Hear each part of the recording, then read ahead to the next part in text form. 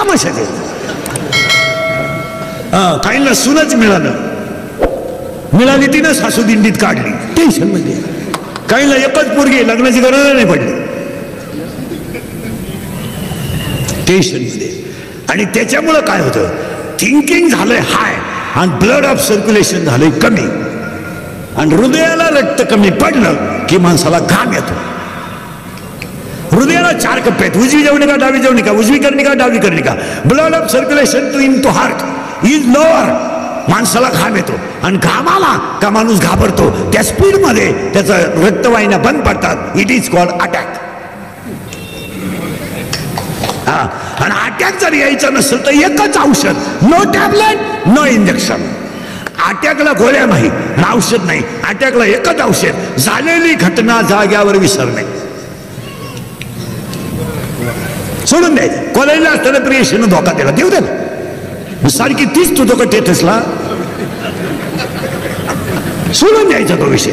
मग अटॅकानं मग एवढे लोक आजारी पडतात, एवढे लोक हे करतात, एवढे लोक काळजी घेतात. 45 डिग्री तापमानाला नवरा बायको पहाटे 4ला उठून 10 वाजेपर्यंत 2.5 टन ऊस तोडतात.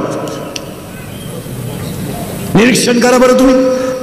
पहाटे उठते ती बाई, 2-4 भाकरी थापते, कालवण करते, गडी बैलगाडी बसला 5ला थळात. ती तो तोडायला, ती साळायला, तो मुळ्या बांधायला, ती वाणे बांधायला. 11ला गाडी ताईट, 2.5 टन माल. बैलगाडीवर बसणार, भाकर चुरणार, कालवण सांडल ना हातानं, भाकर चुरणार, त्याच्यात कालवण टाकणार, दणकून 2 जण खाणार, वड्याचंच पाणी पिणार, ठणठणीत. सर्दी नाही, पडसं नाही, रोग नाही, काहीच नाही. हे माश्या धरणाऱ्यांची पोर आहेत, सारखे पाण्यात आहेत, चड्ड्यात तर नाहीच, उघडे आणि भोंगळ्याचे, पण त्यांना सर्दी नाही. आणि आपला नुसता पप्पू 15 ऑगस्टला लवकर उठला, आणि पप्पूनं फक्त असं केलं, जाऊ नको तू शांडावंदाला नको जाऊ, त्याला सर्दी झाली, DC पास त्याला. आपल्यालाच का रोग होतात. उभ्या महाराष्ट्र मास्क वापरतो, सॅनिटायझर वापरतो, एवढी लोकांनी फार पाण्यावाने आंघोळी केल्या सॅनिटायझर मध्ये. इन टोटल महाराष्ट्र एखादा रस्त्याच्याकडे भिकारी पोळशी निघून मला मला केस दाखव,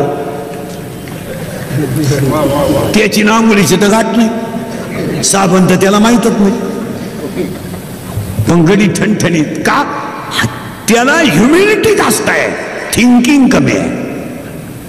आणि आपली ह्युमिनिटी कमी, थिंकिंग. काय होईल, काय होईल, काय होईल, काहीच नाही म्हणा, नीट बस. सोयाबीन काढून आला आणि चुलीला 2 तंगड्या लावून बसला. बायको म्हणली चहा घ्या, मी टेन्शन मध्ये.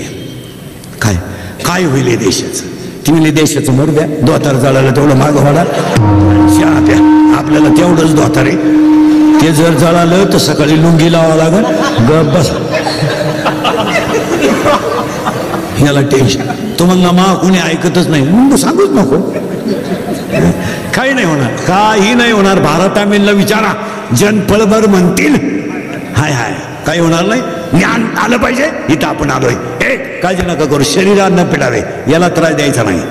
1, 2, मोटरसायकल चालवणार, मोबाईल बंदच ठेवला पाहिजे. तुमचं काय मत आहे? बंद. एज्युकेटेड लोक कानात मोबाईल गुतीत गेलं तसं येड्या बाबडीत गेलं, निघालो खुब्यातून. कशाला झालं? 1, अपघात होऊ नये. ओवे सांगतो 2, आणि पहिला मुद्दा संपवतो. शरीरा न पिडावे, व्रतनियम न करावे, देवांतरा न बसावे, तीर्थाशी ना जावे, तुम्ही स्वधर्माते यशावे. आणि तुम्ही जर तुमचा धर्म पाळला तर देव येणार. आणि बसलेल्या लोकांना पाया पडून सांगतो, कधीच एकत्र येऊ नका, धर्मासाठी एकत्र राहिल्याशिवाय राहू नका. आणि आज संकट माणसावर नाहीत, आज संकट धर्मावर आहेत. आपल्याला आज माणसं वाचवायचेच नाही, माणसं मरू द्या. माणसं तर कधीतरी एकदा जाणार आहे. कलियुगात खरं चालत नाही, फक्त स्तुती लागते. आमच्यासारखे खरे बोलता, इकडलं वाक्य तिकडं, तिकडलं वाक्य इकडं, क्लिप करायची ना आमच्या ठोकायची.